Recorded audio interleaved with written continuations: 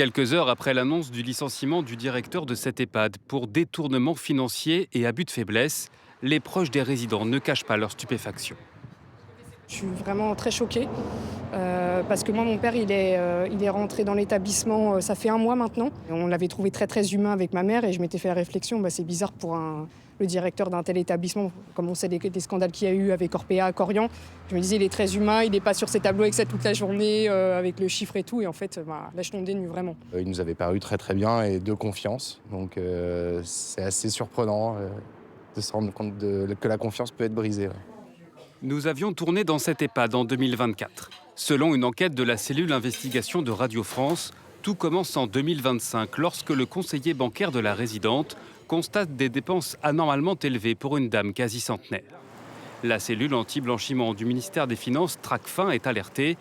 L'enquête judiciaire remonte rapidement le fil de l'escroquerie. En 2022, le directeur organise lui-même l'admission de la retraitée sans enfant dans son établissement et obtient rapidement procuration sur ses comptes bancaires.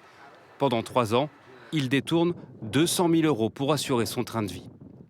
On a reçu un message de la direction nous informant qu'il était licencié et qu'il avait eu un comportement inacceptable. Je suis reconnaissante à Corian de réagir vite. Bon, ça n'entame pas ma confiance que le centre est très très bien et les patients les résidents sont très bien traités. Le directeur est arrêté début décembre à son domicile. La direction du groupe Corian le licencie en quelques jours et annonce dans un communiqué saisir la justice.